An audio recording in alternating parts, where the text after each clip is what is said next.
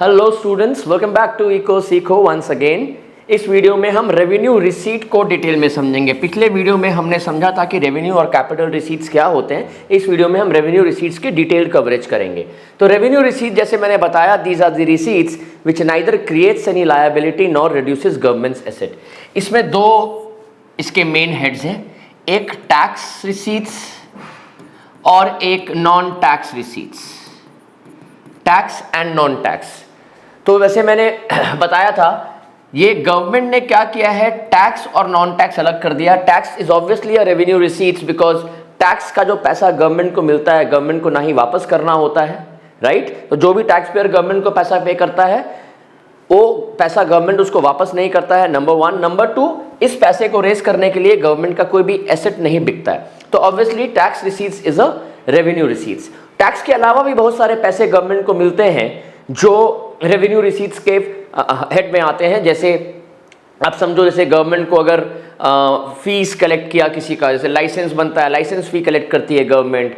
उसके बाद आप समझो कि फाइन्स, अगर कोई इलीगल काम करोगे तो आप फाइन दोगे, या इंटरेस्ट, अगर आपने किसी को पैसे लोन पे दिए हैं तो गवर्नमेंट को जब इंटरेस्ट मिलता है वो कैपिटल रेवेन्यू रिसीट है, बिकॉज जो इंटरेस्ट मिलता है वो वापस नहीं करना होता है। तो अब टैक्स के अलावा भी बहुत सारे इनकम गवर्नमेंट के होते हैं जो रेवेन्यू रिसीट के अंडर में होते हैं। लेकिन गवर्नमेंट ने क्या किया है, टैक्स और नॉन टैक्स को दो अलग हेड में बांट दिया, बिकॉज टैक्स एक बहुत वाइड रेवेन्यू जनरेट करता है गवर्नमेंट के लिए, बहुत ज्यादा। तो टैक्स को गवर्नमेंट ने अलग ट्रीट किया है, राइट।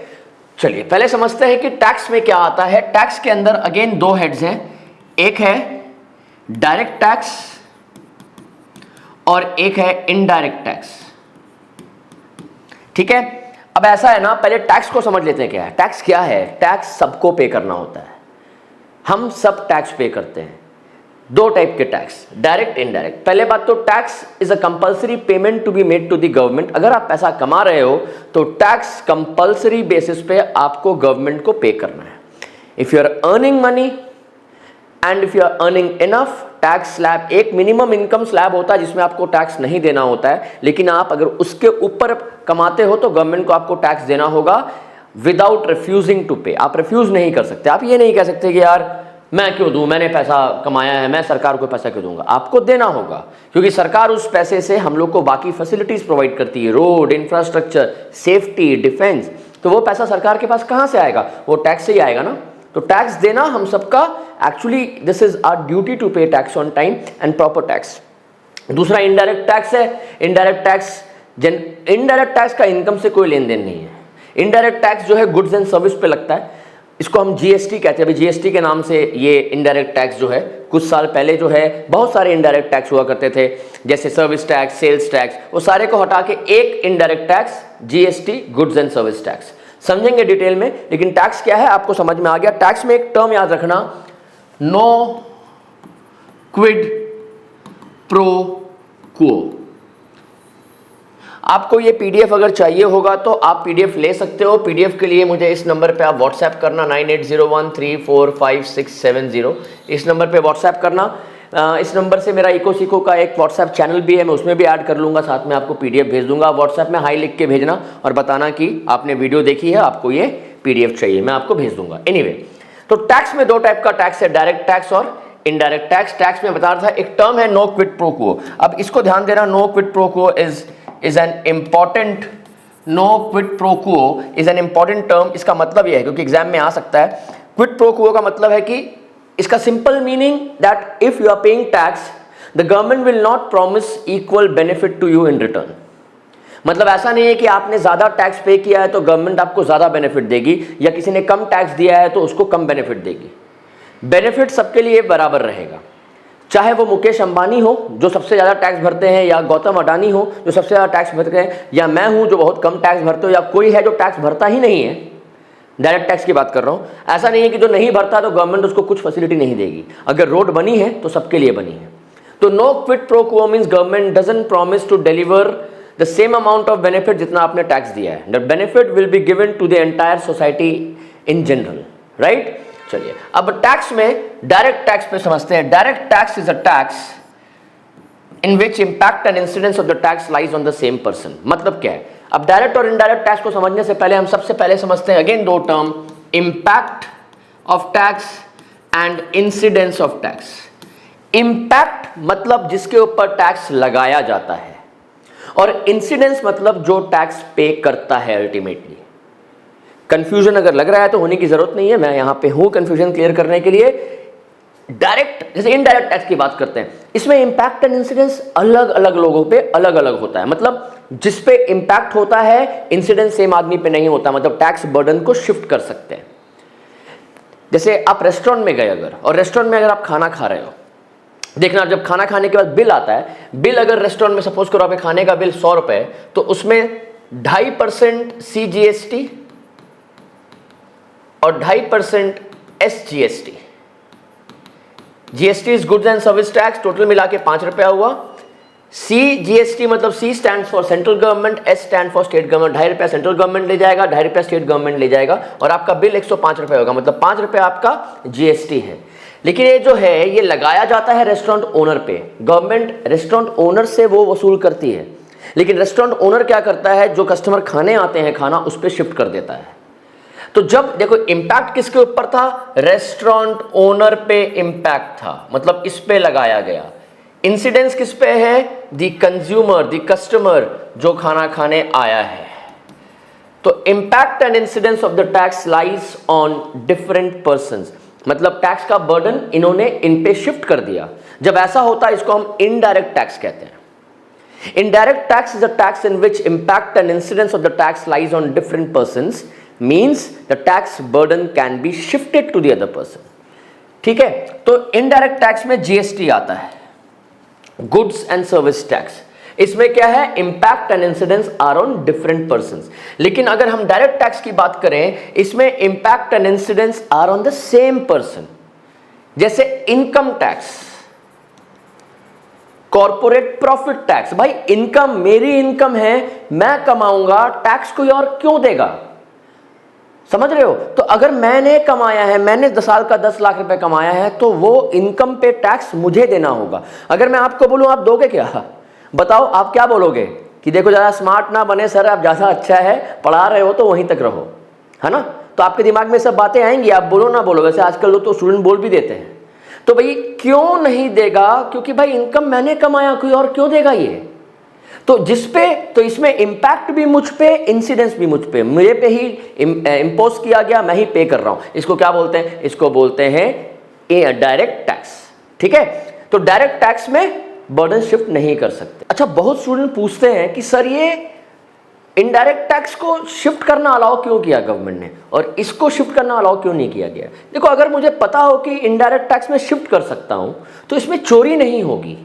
चोरी इसीलिए नहीं होगी क्योंकि मुझ पे अगर टैक्स लगाया गया है और मुझे पता है कि मेरे को जो टैक्स लगाया गया मैं किसी पे शिफ्ट कर सकता हूं, तो मेरा मन खुद से ही नहीं करेगा कि मैं टैक्स चोरी करूं। साफ सुथरा काम करता हूं, मेरे पॉकेट से पैसा तो लगना नहीं है, तो मैं भैया उनसे टैक्स देना है, सरकार को देना है, तो क्यों मैं झंझट में पड़ूं कि मैं चोरी चकारी के चक्कर में जाऊं, इनकम ना दिखाऊं, अपनी सेल ना दिखाऊं और उसमें टैक्स बचाऊं। क्या मिलेगा मुझे टैक्स बचा के, मैंने तो पे करना नहीं है। तो भाई वन रीजन ये है, वन ऑफ द रीजन इसको इसलिए शिफ्ट करना अलाउ किया जाता है कि इसमें चोरी ना हो सके। ठीक है, तो I hope this direct and indirect tax, और डायरेक्ट टैक्स में बहुत चोरी होती है, बिकॉज इसमें शिफ्ट नहीं कर सकते, तो अपना इनकम को हम शो ही नहीं करते हैं।